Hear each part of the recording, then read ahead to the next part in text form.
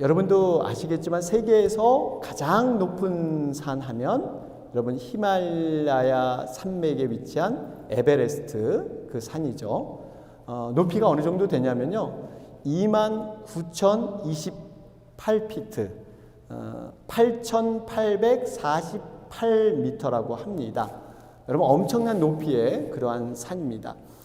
그래서 이 산악인들에게는요, 마치 하늘과 가장 가까운 그러한 땅일 수가 있죠. 에베레스트 산이. 그래서 평생 꿈이 정말 이 에베레스트 산을 한번 정복해 보는 것, 이것이 산악인들의 꿈이기도 합니다. 그래서 이렇게 단체나 개인으로 이렇게 산을 등반하게 되는데요. 제가 어렸을 때 기억에 남는 것은 뉴스에 가끔 이런 보도가 있었어요.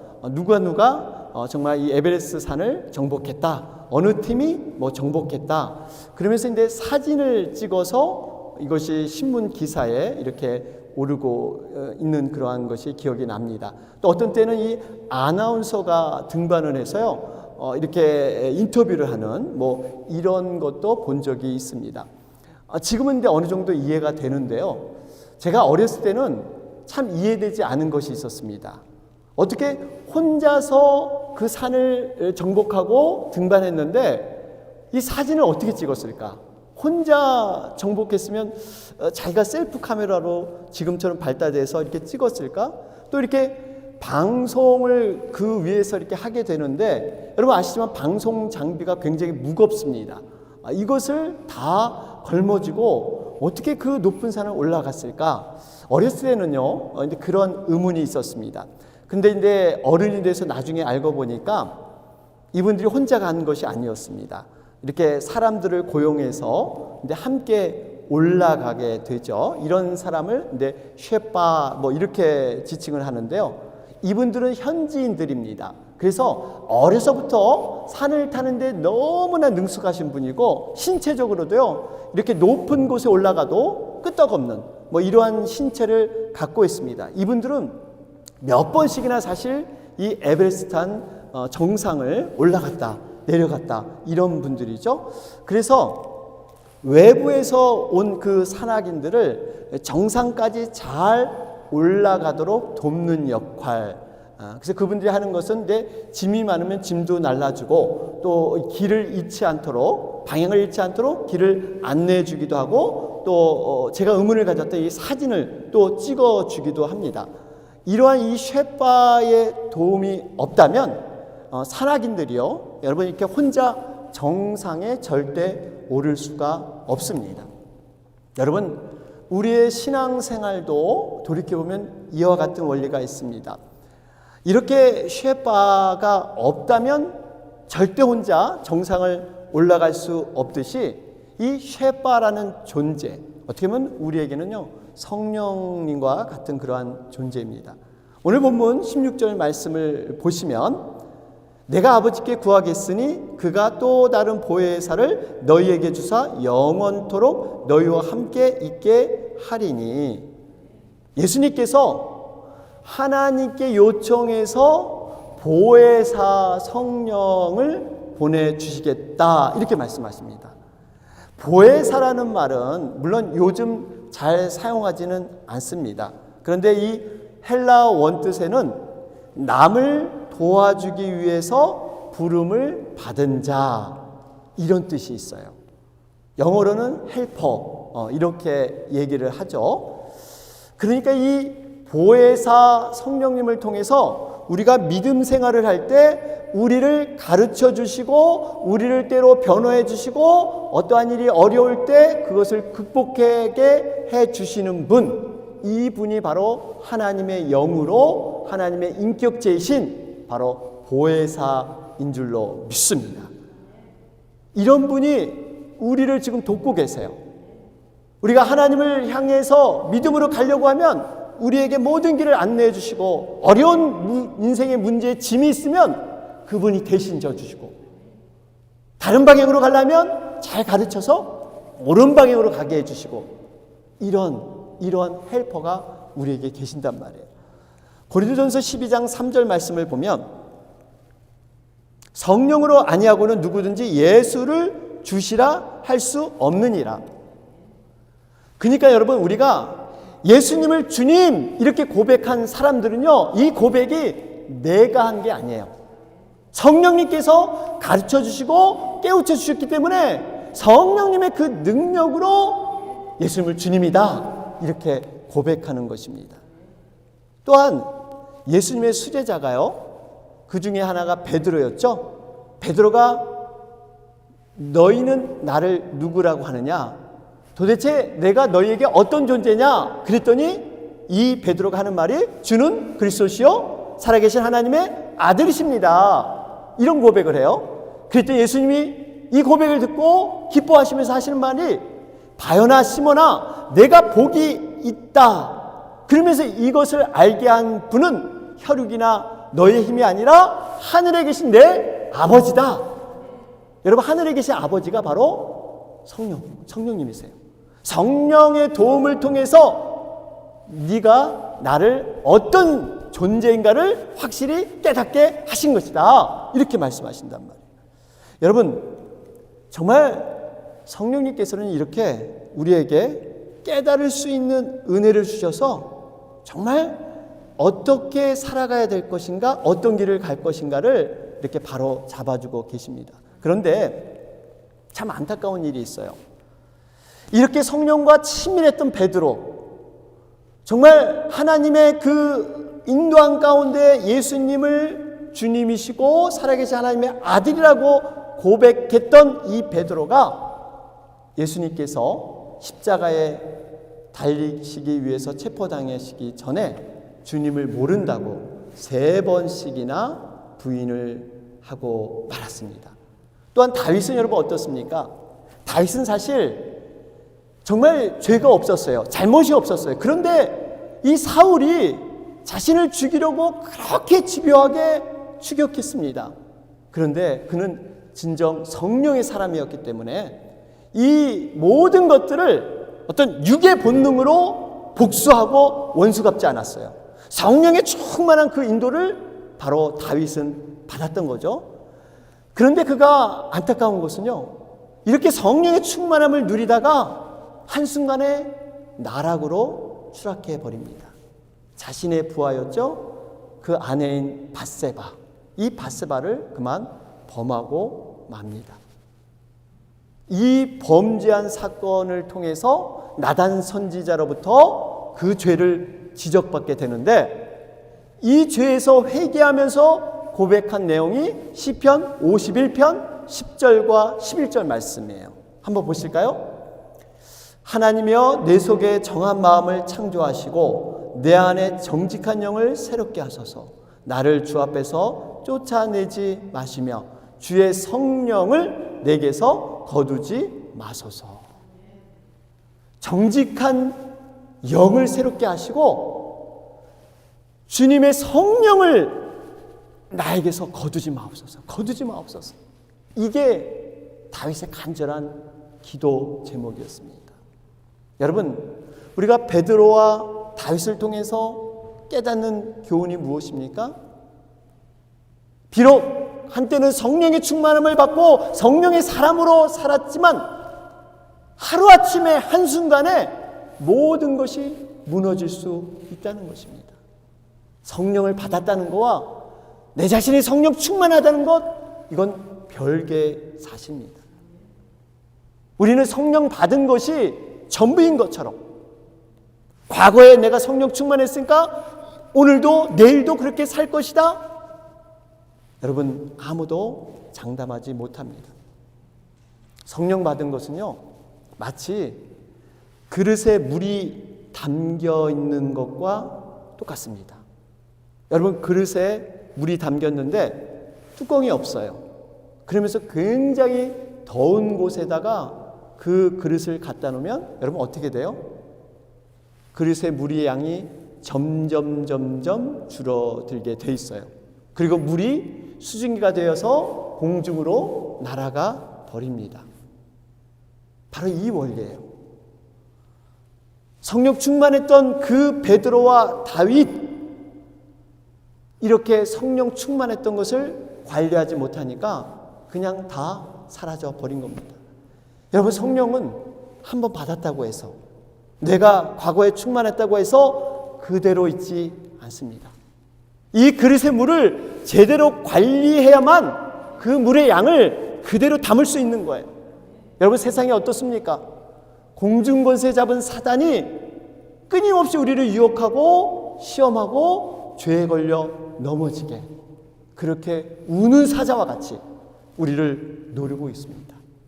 주님의 거룩한 교회와 또 믿는 자들이 무너뜨리기 위해서 끈질기게 집요하게 우리를 공격하고 있어요. 그렇기 때문에 우리는 정말 성령의 그 인도와 사모함을 가지고 우리는 하루하루 살아가야 될 줄로 믿습니다. 오늘 요한복음 14장은 예수님께서요, 제자들에게 마지막 말씀을 주신 고별 설교입니다. 예수님께서 요한복음 13장에서 십자가에 달리시기 때가 가까이 오시니까 제자들과 함께 이제 최후의 만찬을 나누셨죠. 그리고 제자들의 발을 손수 씻겨주시는 그러한 세족식을 거행하셨습니다. 그러면서 제자 중에 하나인 가룟 유다, 이 가룟 유다에게 자신을 팔아 넘길 그러한 배신을 할 것이다, 이런 얘기를 들려주셨습니다. 그리고 수제자격인 이 베드로에게 너는 닭이 울기 전에 나를 3번 부인하게 될 것이다, 이 사실을 밝히셨어요. 이러한 분위기가 되니까 제자들에게 갑자기 두려움이 찾아온 거예요. 그동안 예수님과 함께 다니면서 말씀을 증거했더니 놀라운 능력을 체험했습니다. 병자도 고치고 죽은 자도 살리고 귀신들도 쫓아냈습니다. 그야말로 제자들이 의기양양하고 신이 났어요. 때로는 자신이 믿음이 없어서 이러한 권능을 행하지 못해도 아무런 걱정할 필요가 없었어요. 항상 뒤에는 든든한 예수님이 계셔서 그들의 부족함을 채워주고 어려움을 해결해 주셨어요. 항상 도움을 주시는 그 주님이 계셨는데 갑자기 그 주님이 이제 십자가에 나는 달려 죽게 될 것이다. 그러니까 분위기가 갑자기 쏴해진 거예요. 더군다나 예수님을 배반하는 사람이 다른 사람이 아니라 우리 중에 있다는 거예요. 같이 3년 동안 먹고 자고 동락하면서 어려움을 겪었던 그 우리들 제자 가운데 예수님을 팔아 넘기는 사람이 있다는 거예요. 너무너무 제자들은 힘들었습니다. 또 맏형격인 수제자인 이 베드로마저 실패한다는 거예요. 지금 제자들은 온통 두려움투성입니다. 앞으로 어떻게 살아야 되나? 누구를 쫓고 살아야 되나? 그럴 때 이 제자들의 형편을 아시고 예수님께서 말씀해 주신 것이 바로 오늘 본문 14장 1절의 말씀이에요. 이렇게 위로해 주시죠. 너희는 마음에 근심하지 말라. 하나님을 믿으니 또 나를 믿으라. 그러면서 내가 하늘로부터 보혜사 성령을 너희에게 주시겠다, 이런 말씀을 주십니다. 그렇습니다, 여러분. 하나님께서 우리에게 성령을 보내주신 이유는요, 우리를 도와주시기 위해서입니다. 성령님은 늘 우리와 함께 하시고 우리를 어린아이 같고 고아 같은 우리들을 도와주십니다. 낙심하는 이들에게 위로를 주시고요, 좌절에 빠진 이들에게 힘을 보태주십니다. 믿음이 떨어진 자들에게는요, 믿음에 바로 서도록 도와주시기도 하고요, 고난과 박해가 있는 사람들에게는 그 모든 어려운 과정을 이겨낼 수 있도록, 승리할 수 있도록 도와주시는 분, 이분이 바로 성령님인 줄로 믿습니다. 심지어는요, 우리가 무슨 말을 해야 할지 모르는 상황에 있을 때 보혜사 성령님은 가르쳐 주시기도 해요. 여러분, 베드로나 스데반을 보세요. 그들은 원래 말을 잘하는 사람이 아니었습니다. 말이 굉장히 둔한 사람이었어요. 그렇다고 말을 잘하는 어떤 전문적인 훈련을 받았느냐? 그것도 아닙니다. 그런데 사도행전을 보면요, 이 두 사람이 그렇게 말을 잘해서 사람들에게 감동을 줬어요. 정말 이 복음에 대해서 제대로 증거하고 설명했더니 사람들이 회개하기 시작했습니다. 결국 이것은 사람의 능력이나 은사가 아닙니다. 성령께서 도우셨기 때문에 이 모든 것이 가능한 줄로 믿습니다. 그래서 우리는요, 삶의 문제와 어려움을 내 혼자 짐을 지고 내가 해결하려고 해서는 안 됩니다. 우리가 성령님께 맡겨야 돼요. 성령의 간절한 도우심을 우리는 바라고 나가야 합니다. 여러분, 어떤 사람은 이렇게 성령님께서 도와주신다고 약속하시고 확신을 주셨는데 그 성령님의 도움을 무시하고 그냥 살아가는 것. 여러분, 이것은 성령님을 굉장히 마음 아프게 하고 또 성령님을 어떻게 보면은 정말 기만하는, 도움을 주시겠다는 그분을 무시한다는 것은요, 정말 하나님 앞에 패역된 그러한 모습이라는 것입니다. 그러면서 우리는 이 성령님 앞에 모든 걸 간구하고 올려드릴 때요, 우리가 할 수 있는 최선의 것. 어떤 분은 또 생각할 때, 성령님께 다 맡겼으니까, 다 올려드렸으니까 그저 이제 기다리면 돼, 아무것도 안 하면 돼. 이게 아닙니다. 사과나무 밑에서 사과나무가 떨어지기를 입을 벌리고 기다려서는 안 되고, 여러분, 적극적으로 올라가서 사과를 따야 합니다. 우리가 할 수 있는 부분은 최선을 다하고 결과는 그 성령님께 맡길 때 모든 것이 합력하여 선을 이룰 줄로 믿습니다. 예전에 이런 일이 있다고 하죠. 우리 나라에 신학교가 처음 생겼습니다. 이제 신학생들이 학기 말 시험을 준비하고 있는데 여러 과목을 이제 시험 보고 있는데 성령론, 여러분, 성령론은 말 그대로 성령에 대해서 배우는 그러한 과목이죠. 어떤 분이 다른 거는 열심히 공부해서 시험을 준비했는데 성령론을 시험 본다 그러니까 내가 공부해서 하는 것보다 그래서 성령론을 잘 시험을 보려면 기도해야 되지 않은가, 그러면서 공부는 완전히 제껴두고 일주일간 금식하면서 간절히 기도했다고 그래요. 그러면서 성령님께서는 전지전능하고 진리의 영이시니 시험 볼 때 저에게 딱 깨닫게 하셔서 제가 답을 쓰면 100점 맞을 줄로 믿습니다. 이러면서 열심히 기도를 했습니다. 그런데 웬걸 시험지 딱 받으니까 우리 흔한 말로 뭡니까? 흰 것은 종이이고 검은 것은 글씨. 기도 열심히 했는데 아무리 생각해도 성령님께서 답을 안 주시는 거예요. 얼마나 답답하겠어요. 기도하면서 어떻게 해야 되나, 이 답을 어떻게 적어야 되나 생각할 때 지혜가 딱 떠오릅니다.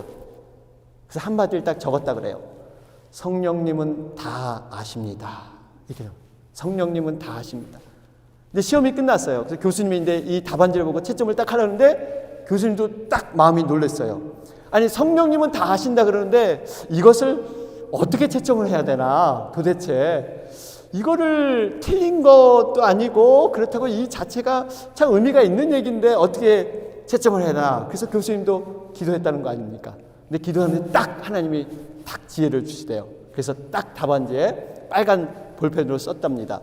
성령님은 다 하시니까 성령님은 100점, 학생은 아무것도 모르니까 빵점.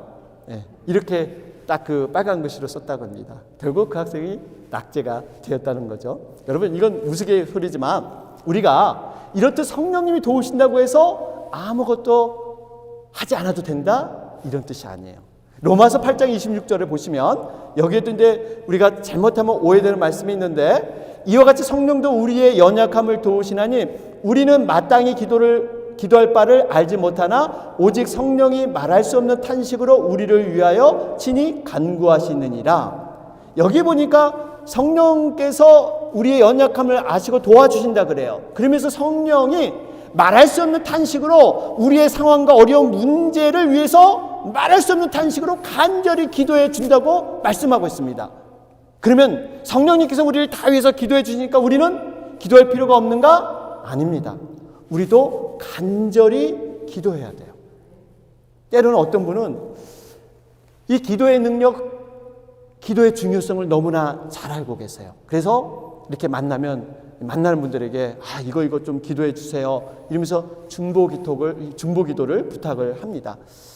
정말 이 기도에 그런 사모함이 있으신 거죠. 그런데 정작 자신은 정말 기도를 부탁한 만큼 못하는 경우가 있습니다. 여러분, 자기 자신도 열심히 하나님 앞에 기도해야 합니다.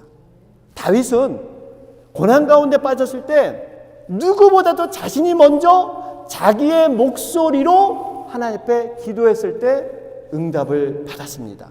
시편 3편 4절 말씀 보세요. 여기 보니까 내가 나의 목소리로 여호와께 부르짖으니 그의 성산에서 응답하시는 도다 그러잖아요. 나의 목소리, 이 목소리로 우리가 기도할 때 하나님께서 놀라운 그러한 응답으로 내려주실 줄로 믿습니다. 그렇습니다. 여러분, 성령의 도우심을 필요하지 않는 그러한 사람은 아무도 없습니다. 우리는 연약한 존재예요. 성령께서는 진리의 영이십니다. 이 진리의 영은요, 세상은 이 진리의 영을 깨닫지도 못하고 보지도 못하고 알지도 못합니다. 그러나 우리들은 달라요. 이 진리의 영이 우리와 함께 계시고 우리 속에 함께 내재해 계셔서 우리가 이 성령님을 인정하고 이분을 인격적으로 모시면 그분이 함께 우리의 삶을 아름다운 곳으로 인도해 주실 줄로 믿습니다. 그러면서 여러분, 성령님께서 우리 위해 하시는 일이 한 가지 더 있다고 말씀하시죠. 18절 말씀을 보니까요, 내가 너희를 고아와 같이 버려두지 아니하고 너희에게로 오리라 그래요. 여러분, 고아의 의미는 혼자서 해야 한다는 의미가 있습니다. 어렵고 힘들 때 누군가를 의지하고 도움을 요청하고 뭔가 기대고 싶은데 그럴 대상이 없는 존재가 고아입니다. 힘든 일이 있어도 고난이 있어도 뭐든 혼자 다 해결해야 됩니다. 그래서 부모 있는 아이들과 부모가 없는 고아, 여러분 큰 차이가 있죠. 여러분, 만약에 우리에게 전능하신 하나님이 안 계시다면요, 우리는 마치 우주에 떨어진 그러한 미아, 고아 이와 같은 존재예요.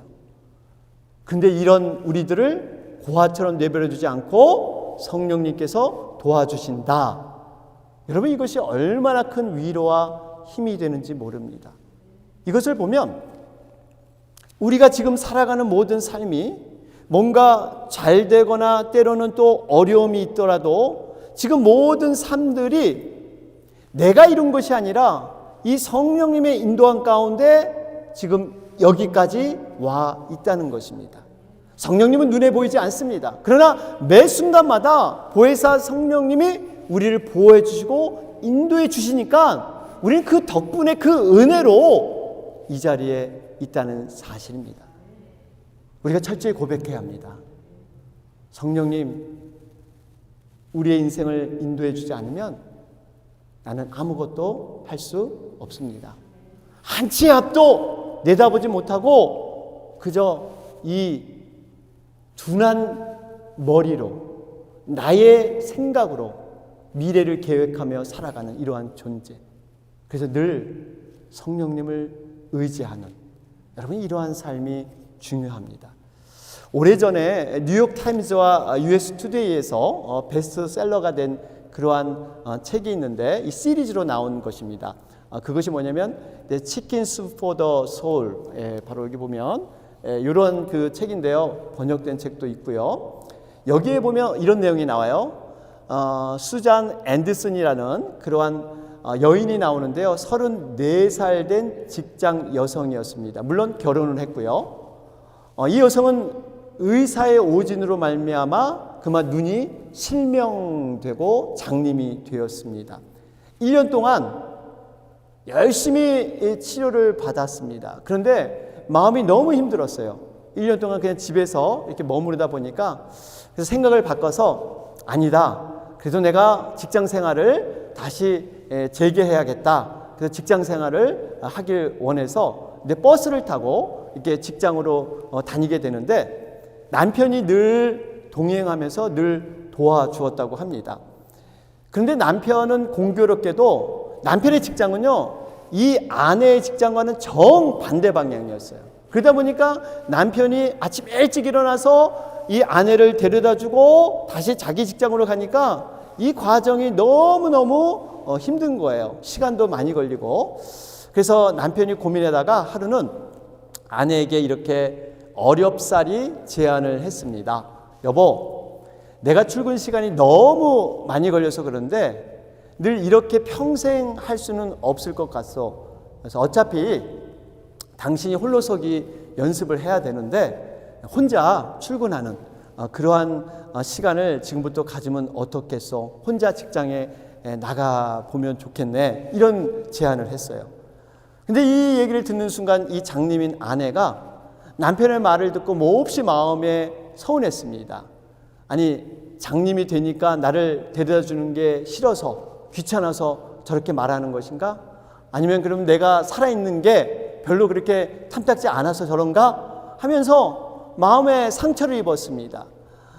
남편은 이렇게 분이 또 화를 내니까 뭐 이걸 어떻게 수습할 수 없어서 그러면 내가 당분간 더 도와주리다. 뭐 이렇게 공손하게 이 아내의 마음을 달래봤지만 이미 아내는 마음에 상처를 입어서 더 이상은 안 하겠다 그러면서 다음 날부터 혼자 버스를 타고 직장에 출근하기 시작했습니다.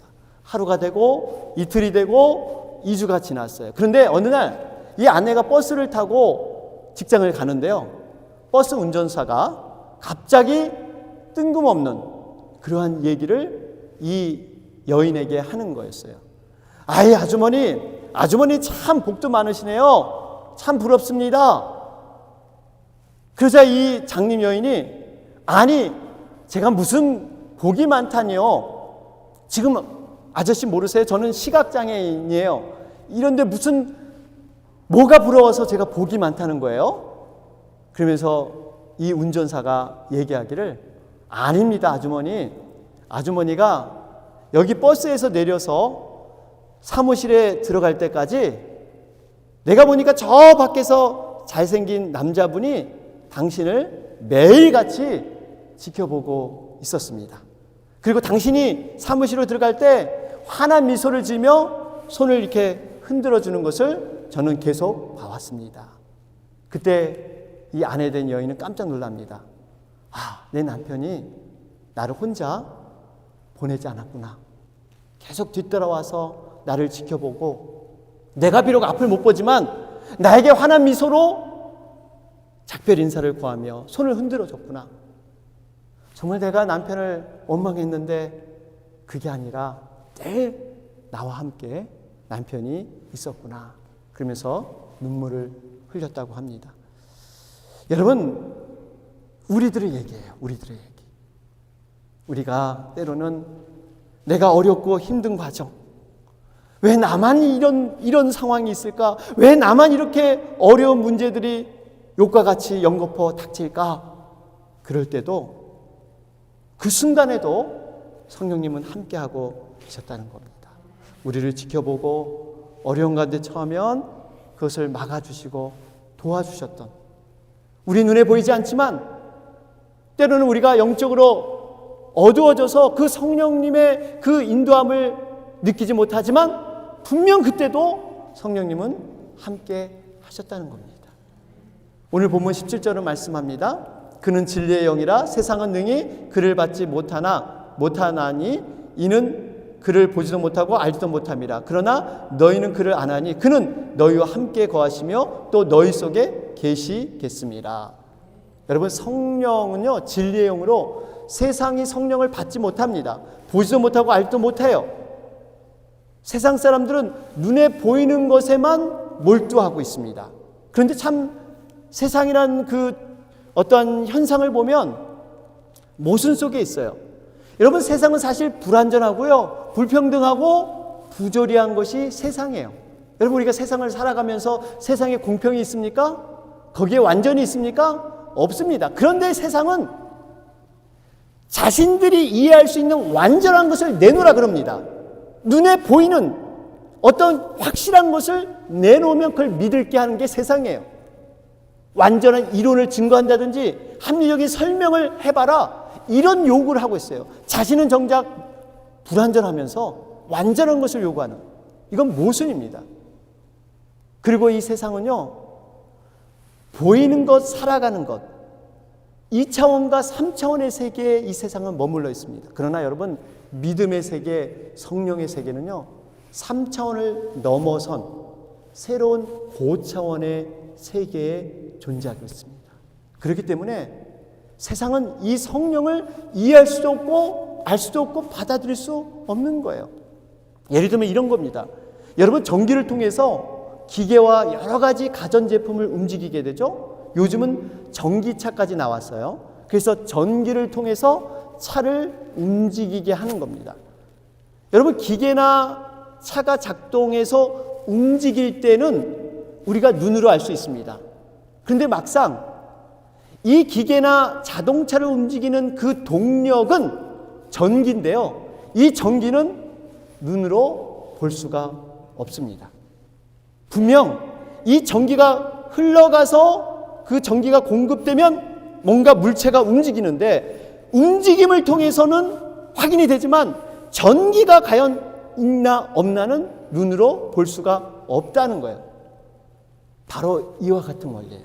하나님께서 보이지 않는 영적 세계, 그 성령의 힘을 통해서 이 세상을 지금 움직이고 계시는데 사람들은 그 움직임의 근원, 그 성령과 영적인 세계가 보이지 않는다고 없다고 여기는 것과 같다는 것입니다. 사랑하는 여러분, 우리가 정말 성령의 존재를 인정하고 전기가 충만하듯이 항상 성령의 충만함을 우리는 바라보며 나가야 될 줄로 믿습니다. 결론을 맺습니다. 여러분, 성령의 인도함을 받고 있는지 우리는 어떻게 확인할 수 있을까요? 과연 나는 성령 충만한 그런 삶을 살고 있는가? 이걸 어떻게 확인할 수 있느냐? 스스로 확인할 수가 있습니다. 첫째, 우리가 성령의 인도함을 받는다면요, 우리는 자기 속에 있는 죄를 깨닫게 됩니다. 그리고 죄에 대해서 더욱 민감하게 돼요. 여러분, 죄는 하나님과 우리의 관계를 파괴하는 그러한 악의 존재입니다. 과거에는 몰랐어요. 과거에는 무덤덤하고 이것이 죄인지 몰랐는데 성령의 충만함을 받게 되면요, 작은 것까지도 이것이 하나님 앞에 잘못이다, 이런 깨달음을 갖게 된다는 겁니다. 둘째는 우리가 성령의 인도함을 받게 되면요, 예수님을 아는 지식, 이 말씀을 사모하게 되어 있습니다. 내 자신이 정말 이 말씀의 그 단맛을 깨닫고 이 말씀이 정말 진리이구나, 이 말씀이 참된 길이구나, 이러한 경험을 우리는 하게 된다는 거예요. 세 번째로 우리가 성령의 인도함을 받는다면요, 이제 성령과 늘 교제하면서 성령께서 주시는 언어, 바로 기도입니다. 이 성령의 언어를 더욱 사모하게 되어 있어요. 여러분, 성령께서는 우리에게 기도의 영을 불어넣어 주세요. 그리고 어찌하든지 그 기도를 통해서 하나님의 뜻과 하나님의 음성을 분별하게 하셔서 우리의 삶에 적용할 수 있도록 도우시는 분이에요. 네 번째는 우리가 성령의 인도함을 받는다면요, 내 생각과 판단, 이것보다 성령으로 하여금 주장하게 하시면서 어찌하든지 하나님의 뜻을 이루려고 노력하게 됩니다. 여러분, 예수님께서 제자들을 부르실 때 하시는 말씀이 누구든지 자신을 부인하고 자신의 십자가를 지고 나를 쫓아라. 여러분, 여기서 자신을 부인한다는 것, 자신의 십자가를 진다는 것, 우리의 힘과 능력, 결단으로 되지 않습니다. 성령의 충만함을 우리는 입어야 합니다. 내가 결코 내 자신을 부인할 수 없어요. 죽기보다 어려운 게 내 자신을 부인하는 거예요. 그런데 성령의 충만함을 입으면요, 그런 모든 것을 내려놓을 수 있다는 거예요. 마지막 다섯째로 우리가 성령의 인도함을 받게 되면요, 반드시 성령의 열매가 드러나게 되어 있습니다. 예수님께서는 좋은 나무는 어떻게 할 수 있냐? 그 열매를 보면 알 수 있다. 결국 성령이 내 마음에 충만하게 되면 우리는 어떤 모양이든지 많고 적든지 간에 과거의 내 모습으로부터 변화되는 삶을 살게 되어 있습니다. 이게 성령 충만한 증거예요. 여러분, 성령의 9가지 열매 아시죠? 갈라디아서 5장 22절 23절, 오직 성령의 열매는 사랑과 희락과 화평과 오래 참음과 자비와 양선과 충성과 온유와 절제니 이 같은 것을 금지할 법이 없느니라. 바로 이 9가지 열매, 사랑, 희락, 화평, 오래 참음, 자비, 양선, 충성, 온유, 절제, 이러한 열매를 맺어가게 되어 있다는 것입니다. 사랑하는 여러분, 우리는 누구나 연약한 존재예요. 그렇기 때문에 우리가 성령의 도우심을 간절히 바라면서 정말 성령님을 인정하며 그분과 날마다 교통하는, 대화하는 그러한 삶을 살아야 합니다. 분명히 성경에서 말씀하신 그 성령님은 지금도 살아서 우리의 삶 속에 간섭하시고 가장 선한 것을 인도하기 위해서 그 성령님은 날마다 우리에게 어떤 사건과 상황과 때로는 사람의 관계를 통해서 말씀해 주고 계신다는 사실입니다. 우리가 아무쪼록 이러한 영적인 눈을 열어서 정말 이 성령님을 내 마음속에 모셔들어서 그분을 충만히 거할 수 있도록 우리의 마음을 주님께 올리는 여러분과 제가 되길 주님의 이름으로 축원합니다. 아멘.